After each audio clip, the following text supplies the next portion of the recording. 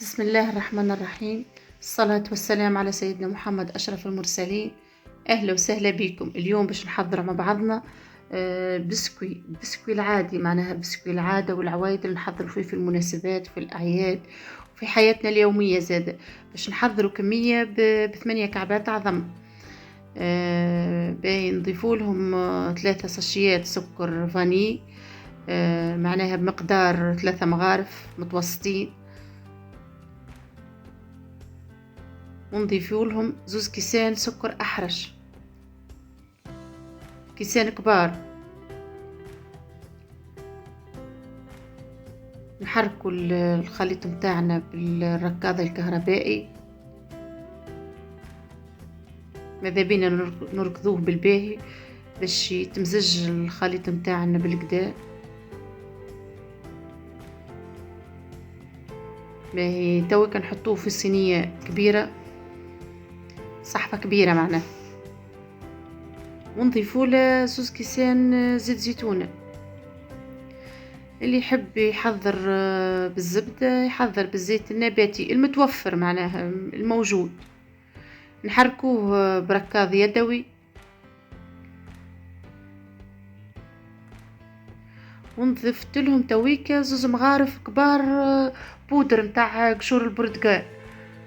جففت القشور البرتقال ورحيتها، وقشور البرتقال تعطينا ريحة فاوحة في البسكوي، معناها ريحة بنينة وفي نفس الوقت فيها منفعة. باهي عندي 250 جرام جلجلان سخنتهم على النار ورحيتهم، 200 جرام لوز سخنتهم زادا ورحيتهم كيما العادة. باهي باش نضيفوا اللوز المرحي للخليط متاعنا،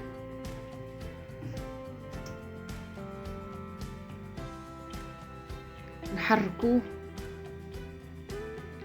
كيما العادة بالركاض اليدوي، ماذا بينا ما يبقاش معجن. نزيدو نحركو نحطو معناها الجلجلان ونحركوه مع الخليط بالباهي، ماذا بينا ما يبقاش مكعبر.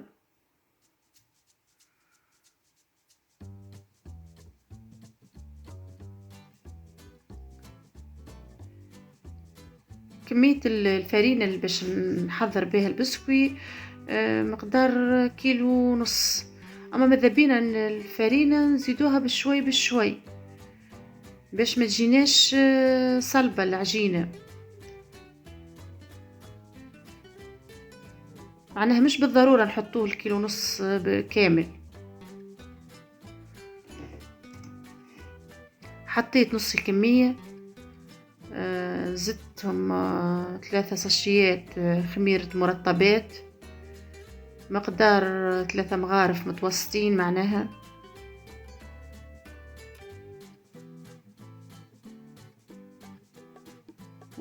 ونبدو تو نحركوا الخليط، نحركوه بشوية ماذا بينا ما نعجنوش، خاطر اذا كان عجناها بيدينا باش تجينا العجينة صلبة ويجينا البسكوي ماهوش هشوش. معناها بالطريقة هذه يجينا البسكوي هشوش وخفيف وتبعوني بحول الله راهي باش تعجبكم الوصفة برشا. الإضافة اللي زدناها للبسكوي العادي هي الفاكهة، معناها الجلجلان واللوز. باهي تويكا حضرت العجينة متاعتنا، شوفوها كيفاش لينة، ماهيش صلبة، معناها ماهيش في نفس الوقت ماهيش سايلة. ايديا ما صبيت عليهم شوي زيت وحاولت نطرح بهم العجينة شوي معناها. باهي تويكا بماكينة البسكوي باش نحطوه صوابع في الطبق متاعنا اللي باش نحطوه في الفور، ونجمو زادة في نفس الوقت نحطوهم دوائر كيما تحبوا، تشكلوهم كيما تحبوا انتم معناها. باهي شفتوا تويكا حضر الطبق متاعنا شو معناها حضرناه. باهي في الفور في درجة حرارة 160 درجة باش نحطوه لمدة ربع ساعة أو 12 دقيقة، انتم معناها تتبعوا في وقت اللي يحضر البسكويت تنحوه. شوفوا توك حضر البسكويت متاعنا، شوفوا المنظر متاعها كي يشهي. معناها جربوها الوصفة هذه، راهي بحول الله باش تعجبكم برشا برشا.